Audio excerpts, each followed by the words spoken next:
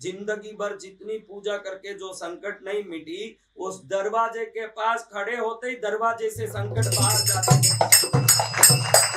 कि हम जिस जगह पर घर में देवताओं का स्थान बनाते हैं वो हम पूजा करने के लिए बनाते हैं अपनी इच्छा अनुसार। कोई छोटा सा एक स्थान एक मार्बल का रख के दुकान से खरीद के लाके बना लेता है। मैं देखता हूँ रास्ते में बेंगलुरु में ये बन्नारघट्टा साइड में सब छोटे छोटे मंदिर बने हुए रेडीमेड मिलते हैं। आप लोग जो बेंगलुरु जाओ देख सकते हैं, छोटे छोटे मंदिर ऐसे आड़े नुकले बेचते हैं। तो हम वो ले जाके रख लेते हैं घर में, उसमें देवता बैठा लेते हैं। लेकिन देवता ये घर बनते ही उसके अलग अलग दिशाओं में स्वयं ही आके बैठ जाते हैं। आपको ये मालूम नहीं होगा। आप क्या सोचते हैं, आप जिनकी पूजा करते हैं, आप जिनकी सेवा करते हैं, उनके लिए एक स्थान बनाते हो कि नहीं? उस स्थान में आप अभी यही पूछ रहे थे कि मैं कहाँ रखूं देवता, ये सब पूछ रहे थे। तो आप अपना स्थान बना के उसमें भाई अपनी सहूलियत अनुसार, जिसका शक्ति बड़ा मंदिर बनाता है, उससे बड़ा है तो बड़ा कमरा ही पूरा मंदिर कर लेता है, छोटा है तो अपने ही घर के एक हाल में जहाँ वो रहता करता है उसी में एक छोटा सा स्थान बना के पर्दा वर्दा लगा के रख लेता है।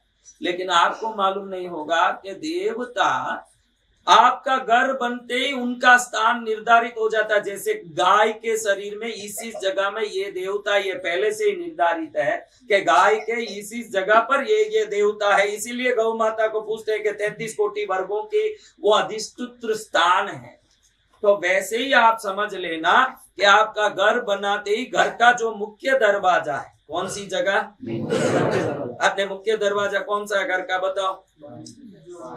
Main entrance. क्या? उसके मेन एंट्रेंस के अंदर घुसने है, उसके ऊपर की जगह कुल देवी का निश्चित होता है। उसीलिए हमने वो लाल कपड़े में कोयला वगैरह वहां लगाने बोला। वहां क्यों लगाना महाराज? आप उधर पूजो मत पूजो। कई लोग क्या देवताओं को नहीं मानने वाले भी हों। अभी कोई बोले कि मैं सूर्य को नहीं मानता हूँ, अब इसके मानने नहीं मानने से सूर्य का आना जाना रुकने वाला है? सूर्य का अस्तित्व कोई बिगड़ने वाला है?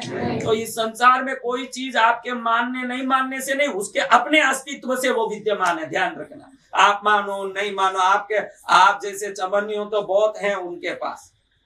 उन देवताओं को क्या कमी है पूजने वालों की? पूजने वाले को दुनिया में लाख कमी है। वो कमी का भंडार क्या है? वो कमी का भंडार है। देवों को कौन सा भंडार में कमी है भाई बता?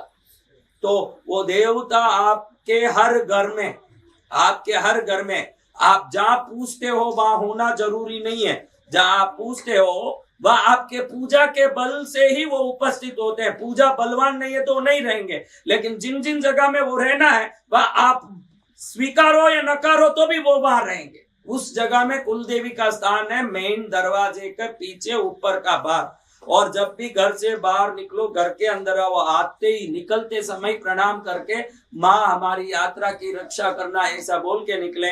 अंदर घुसते ही माँ इस घर में सुख शांति भरे ऐसा बोले। वो अगर सुनवाई होना कुल देवी को, तो आप कुल देवी के स्थान में बोलने से सुनवाई नहीं होगी, वो दरवाजे के ऊपर बोलने से ही सुनवाई होगी, क्योंकि उसका सुनने का स्थान वही है। आप सोचोगे कि मैं धूप दीप कर लूं और जाके खड़े होके कुल देवी के मेरे मंदिर में सुनाऊं, वो वहां नहीं सुनती है। वो सुनने का स्थान वही है। आपके जीवन में कोई कमी हो और आपको कुल देवी को सुनाना हो, ऐसा कोई इच्छा हो, तो आपको मेन डोर के पास अंदर से खड़े होके मेन डोर के ऊपर के दीवार को नमस्कार करके माँ हमारी ये तकलीफ है आप मिटा देना ऐसा बोलोगे। तो छोटा तकलीफ हो तो 3 दिन में, बड़ा तकलीफ हो तो 16 हफ्ते के अंदर निश्चित वो तकलीफ मिट जाता है। क्यों बात सुनती? बाकी कोई कहे कि हम 1.25 मन लापसी चढ़ा दिए, हम ऐसा कर दिए, हम 5 खोपरा जोत भरा दिए, हम फलाना कर दिया। 5 खोपरा नहीं 25 खोपरा का जोत भरो या 1.25 मन नहीं 125 मन का लापसी भरो, वो सुनती उसी जगह में है। किस जगह में बताओ देखते हैं? तो आज से ध्यान रखो, कोई संकट आवे ने, कोई दुख आवे ने, पहले सीधे दरवाजे के पास पहुंचो, उसको दुख करो। खुदा उसको छोड़ने की जरूरत नहीं है। उस जगह में फोटो गिटो मूर्ति कुछ नहीं, वो वहां दृश्य रूप से विद्यमान है ही। समझ रहे हो? वहां जाके दुख करो। क्या करना?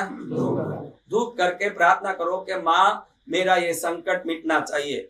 जिंदगी भर जितनी पूजा करके जो संकट नहीं मिटी, उस दरवाजे के पास खड़े होते ही दरवाजे से संकट बाहर जाते हैं। संतों का काम ये ज्ञान देना ही है। आप ये सही ज्ञान पकड़ के सही पूजा कर लोगे, सही पद्धति से आपका जीवन भी सही रास्ते में चलने लगेगा, तो जब वो जीवन का लक्ष्य मिलेगा तो आपको मिलेगा सोने का माल और हीरे का खजाना। आप देख लें।